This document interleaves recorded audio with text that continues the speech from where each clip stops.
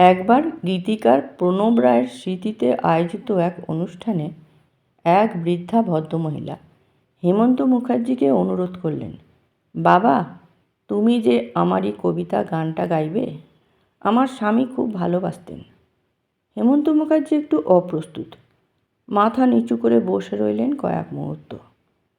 তারপর দর্শকদের উদ্দেশ্যে বললেন, আমার একজন মা একটি গান শুনতে চেয়েছেন, কিন্তু এটা অনেক দিন আগে গেয়েছি, আসরে সেভাবে গাইও না, সুরটা ভুলে গেছি জায়গায় জায়গায়। আপনারা যদি অনুমতি দেন, আমি একটু নিজের মতো সুরটা বানিয়ে নিয়ে গাইছি। আপত্তির প্রশ্নই নেই। তবু সকলের অনুমতি চেয়ে নিয়ে গানটি শুরু করলেন হেমন্ত মুখার্জি, এবং একটুও না থমকে ভুলে যাওয়া অংশগুলো সেই মুহূর্তেই নতুন সুরে গেয়ে গেলেন। যে বৃদ্ধার কাছ থেকে অনুরোধ এসেছিল, তিনি চোখের জল ধরে রাখতে পারেননি।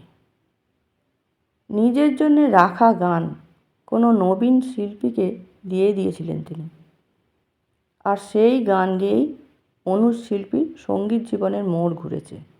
এমন উদাহরণ অনেক আছে। অমৃত সিং অরোরার সঙ্গীত জীবনের শুরু থেকেই প্রায় আরাধ্য মানতেন মোহাম্মদ রফি এবং হেমন্ত মুখার্জিকে। তখন সবে একটু একটু পরিচিতি পেয়েছেন তিনি। এক বন্ধুর যোগাযোগে একদিন চলে গেলেন হেমন্ত মুখার্জির কাছে, গিয়ে প্রণাম করে জানালেন তার ইচ্ছের কথা।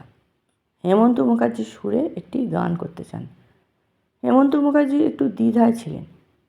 সেই সময়কার চলতি বাংলা গান অমৃত সিং ঠিকমতো গাইতে পারবেন কি না।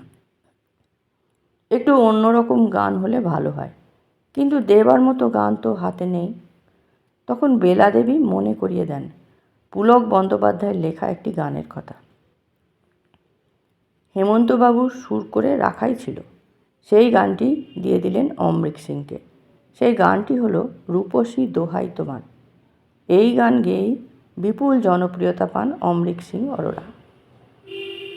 ইন্সপেক্টর ছবিতে দিল ছেড় কই ऐसा নাগমা গানটি শুধু লতাজিরই গাওয়ার কথা ছিল, কিন্তু লতাজির তখন গলা খারাপ।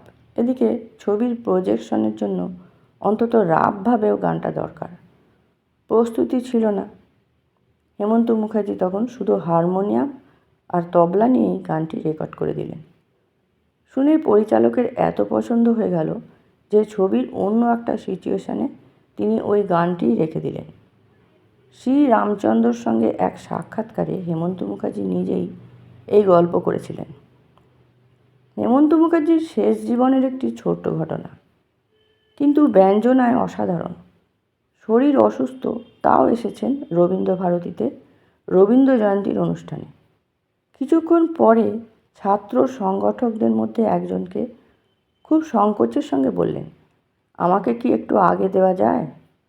আসলে আরও 2 জায়গায় যেতে হবে। একটু দূরে বসেছিলেন সুচিত্রা মিত্র। তিনি সেই ছাত্রকে ডেকে বললেন, হেমন্ত কি বলছে রে? ছাত্রটি জানালেন সব কথা। সুচিত্রা মিত্র বললেন, ওকে এক্ষুনি ছাড়িস না, ও উঠলে সবাই উঠে যাবে। ওকে বল আমি আগে গাইব বলেছি। অগত্যা ছাত্রটি এসে সুচিত্রা মিত্রর বক্তব্য জানালেন হেমন্ত মুখার্জিকে। হেমন্তবাবু একবার তাকালেন তার দীর্ঘদিনের বন্ধুর দিকে। দুজনের মুখেই মৃদু হাসি। তারপর হেমন্ত মুখার্জি জবাব দিলেন, বুঝেছি, আচ্ছা তাই হবে।